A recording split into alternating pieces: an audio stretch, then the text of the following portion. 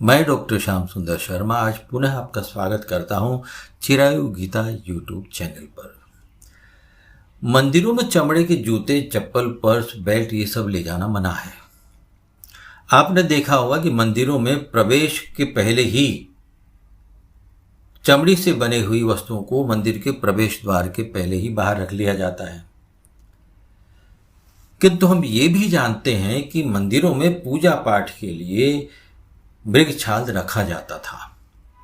ऋषि मुनि अपनी योग साधना इन मृगछालों के ऊपर बैठ करके किया करते थे।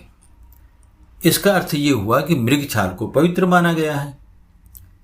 श्रीमद् भगवद गीता में भगवान श्री कृष्ण ने स्वयं कहा है, शुचोदेशे प्रतिष्ठाप्य स्थिरमासनम आत्मनः नात्युच्छ्रितम नाति नीचम चैलाज्यन कुशोत्तरम तत्रैकाग्रम मनः कृत्वा यत चित्तेन्द्रिय क्रिय उपविशासने युञ्जात योगम आत्म विशुद्धये। यानी शुद्ध भूमि पर जिस पर कुश, मृगछाला और वस्त्र बिछे हैं, जो न अत्यंत ऊंचा है न अत्यंत नीचा है, ऐसे आसन को स्थिर स्थापन करके उस आसन पर बैठकर चित्त और इंद्रियों की क्रियाओं को वश में रखते हुए मन को एकाग्र करके अंतःकरण की शुद्धि के लिए योग का अभ्यास करें, ऐसा उन्होंने कहा। देखिए, यहां भगवान द्वारा कहे हुए श्लोक में चिलाजिनम इस शब्द का प्रयोग हुआ है। चिलाजिनम का अर्थ है मृगछाल, और योग साधना में मृगछाल का प्रयोग करना, उसको काम में लेने का अर्थ ये है कि इसे पवित्र माना गया है।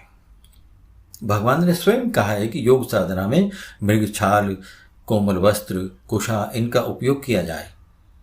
इन पर बैठ करके आपको योग साधना करनी चाहिए। तो जब भगवान ने स्वयं कहा है तो इसका अर्थ ये हुआ कि मृगछाल को पवित्र माना गया है। अधिकांश लोगों को शायद मृगछाल या मृगचर्म को पवित्र मानने के पीछे के कारण का मालूम नहीं होगा। देखिए, बहुत समय पहले मनुष्य अपने को जीवित रखने के लिए मांस का भक्षण किया करता था, और जिसके कारण अनेक प्रकार के छोटे बड़े पशु पक्षियों का वध हो जाया करता था, उनको मार दिया जाता था, उनको अपनी भूख मिटाने के लिए मार दिया जाता था। और इस प्रकार जीवों की हत्या होने से ऋषि मुनियों का मन बड़ा खिन्न रहने लगा, बड़े दुखी रहने लगे, क्योंकि ऋषि मुनि तो सदैव प्राणियों पर दया का भाव ही रखते आए हैं। वे चाहते थे, यानी ऋषि मुनि चाहते थे कि कोई कुछ ऐसा उपाय हो जिससे ये मनुष्य रूपी प्राणी मांसाहार का त्याग करके शाकाहार ग्रहण करने लगे, जिससे इन पशु पक्षियों की हत्या बंद हो। ऋषि मुनियों द्वारा इस विषय पर बहुत मंत्रणा की गई, विचार किया गया, क्योंकि वास्तव में वो दुखी थे।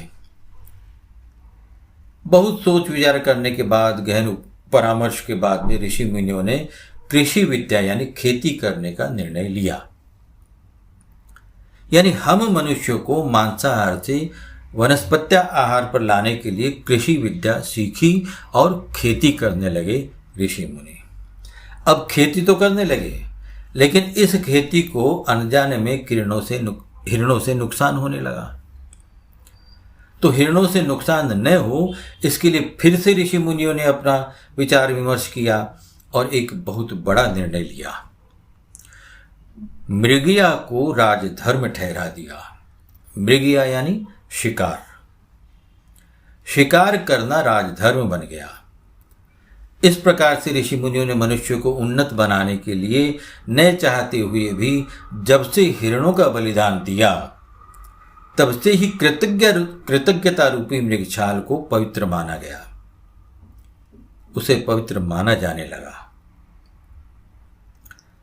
मृगचर्म यानी चैलाजिनम कृतज्ञता का प्रतीक है, ये हमेशा मानकर चलिए।